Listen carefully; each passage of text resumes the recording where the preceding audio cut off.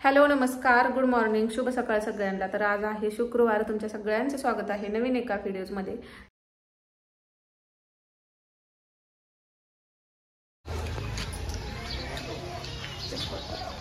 धुयायला पाहिजे उलट तिथे ठेवा धुवून।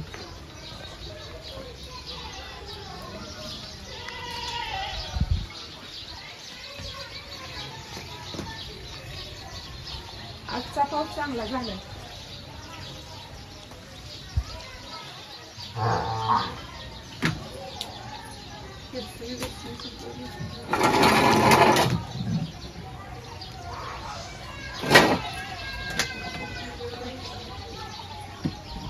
झाड कापलं का पडलं तिथलं पुढचं झाड ते ग मोठं होतं ते।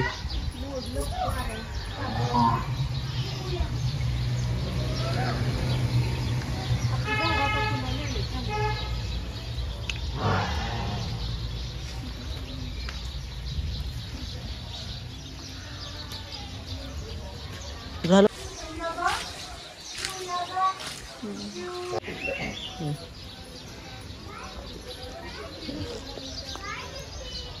कुठं चालले?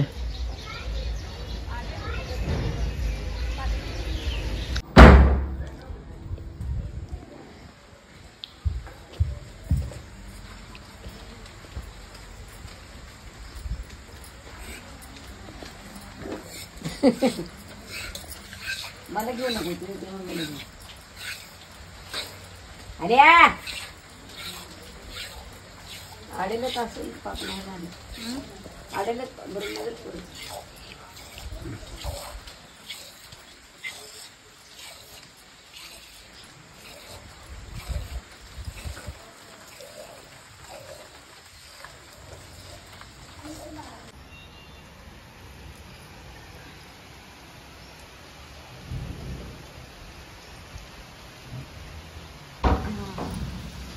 आज ह्या बाजूचा असा पाऊस असला ना अगदी दरवाजापर्यंत इकडच्या पाणी येतं आणि इथं सगळं मग मशीन ठेवलेली होती त्यावरती सुद्धा सगळं पाणीच झालं। आणि पावसाचा सीझन आणि आता ह्या 2-4 दिवसामध्ये रोजच पाऊस आहे, रोज दुपारनंतर तर चालू होतो। आज तर सकाळपासूनच पाऊस चालू झालाय। तर रात्री काल थोडंसं बाहेर गेलतो त्यामुळे कपडे आणि ह्या 2 साड्या आहेत त्या मशीनमध्ये खराब होतात म्हणून हातानंच धुवायच्या होत्या, त्यामुळे म्हणून मशीन लावलीच नाही, हातानंच सगळी। नंतर रात्री कपडे धुतलेली। आता म्हटलं ह्याचं मशीनमध्ये धुतल्यावर कसं पाणी त्यातलं राहत नाही, ते मग खाली टाकलं तरी चालतं, पण ह्या आपण हाताने धुतले की त्यातलं पाणी थोडंसं गळतं आणि नंतर मग म्हणून वरतीच कपडे टाकली। पण रात्री एवढा नव्हता, थोडासा आलताच तरी पण सकाळपासून चालूच आहे। सकाळी उघडेल असं वाटलं कारण सकाळी तर ऊन पडलं तर लगेच सगळं सुकतील म्हणलं, पण सकाळी दिवसभर म्हणजे हे आज चालूच राहते असं वाटतंय। तर हे कालचे कपडे परत मग आता खाली निघून टाका। तर जे ह्याच्या खाली होती ती जास्त भिजली नाहीत, ह्या 2 साड्या थोड्याशा तेवढ्याच राहिलेल्या ओल्या।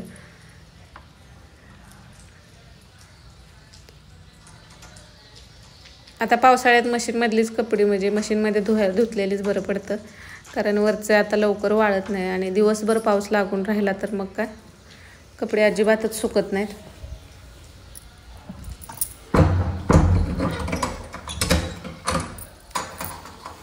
तरी 10-10:30 पर्यंत बघितलं पण ऊन काय पडायचं दिसत नाही म्हणून आता सगळे घेतले।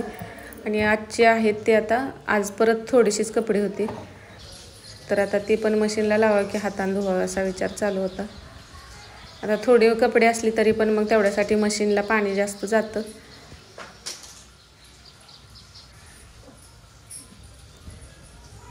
आता इथं आज एकसारखा पाऊस असला ना मग असा इथं येत नाही, थोडासा कडेनं पडतो, पण इकडच्या बाजूने समोरून आला तर मग मात्र आतपर्यंत येतो तो।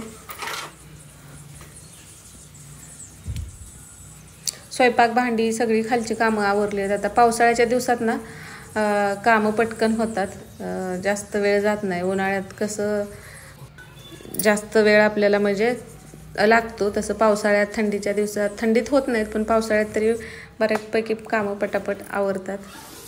आणि आज स्वयंपाकामध्ये कारल्याची भाजी करायची होती। आज एकादशी पण आहे, तर सासूबाईंची एकादशी असते आणि आम्हाला पण लग्नाला जायचं आहे। आम्ही दुपारी जाणार आहे, त्यामुळे स्वयंपाक जास्त बनवायचा नव्हता। आता कारल्याची भाजी सगळ्यांनाच आवडते, त्यामुळे थोडीशी जास्त केली तरी शिल्लक राहिली तरी संध्याकाळी बरं खातो. आणि असं केलेलं कारलं बिना पाण्याचं असतं ना, तर ते दुसऱ्या दिवशी सकाळीसुद्धा ते राहतं, खराब होत नाही.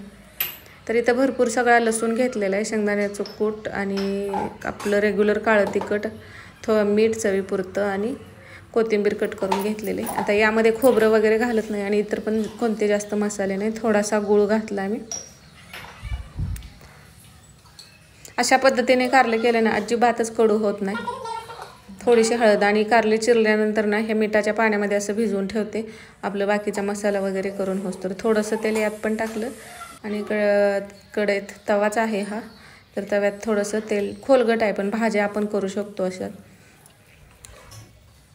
जो आता लोखंडाचा पण आहे, लोखंड आणि हा भिडाचा तवा आहे. यामध्ये ना लोखंडामध्ये कसं लगेच पटकन काळ्या होतात भाज्या, त्याच्या ह्यात होतात पण लगेच एवढं होत नाही. सगळा मसाला कारली ह्यातून मिठाच्या पाण्यातून अशी दाबून पिळून घेतली, म्हणजे त्यातलं पाणी काढून टाकलं आणि हा जो मसाला आहे तो असा यामध्ये भरून थोडंसं दाबून अशा पद्धतीने टाकले. ह्या पद्धतीने तुम्ही एकदा नक्की ट्राय करून बघा, अजिबातच कारलं तुम्हाला कडू लागणार नाही आणि एकदम सोपी पद्धत आहे, सहज होणार. आणि एक टोमॅटो चिरू कट करून तो वरून टाकायचा, म्हणजे त्याला थोडंसं पाणी सुटलं सारखं होतं आणि शिजतं टोमॅटो काय ते कारलं शिजतं पटकन.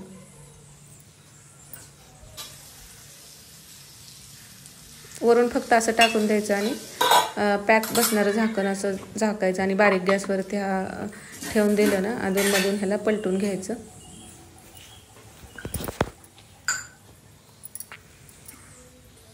मटकीची भाजी एक करायची आणि चपात्या करायच्या.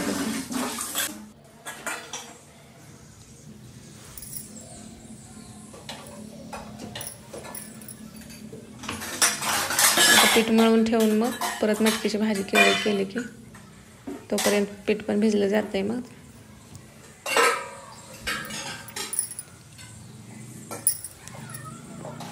तर आज एकदम थंड असं वाटत होतं, सकाळी उठल्यापासूनच पाऊस चालू राहिला की आता गरमी इथून पुढं म्हणजे उन्हाळा बंदच झाला.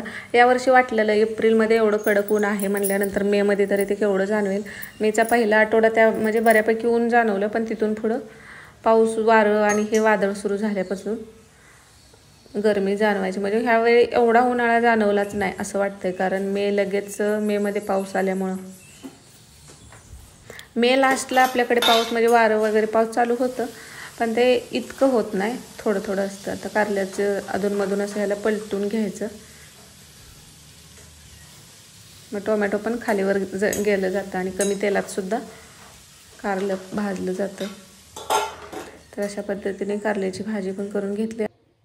आता सकाळची सगळी कामावरून झालेली आहेत आणि आता परत जायचं आहे लग्नाला. तर आता लग्नासाठी तर मेकअप आपण करतोच, तर त्यासोबत म्हटलं आता वटपौर्णिमा येते, त्यासाठी वटपौर्णिमेसाठी साधा सोप्पा मेकअप लुक कसा करायचा आता जे मी लग्नासाठी तयार होणार आहे त्यामध्ये उद्याच्या व्हिडिओमध्ये. व्हिडिओ आवडला असेल तर लाईक करा. परत एकदा श्री स्वामी समर्थ सगळ्यांना.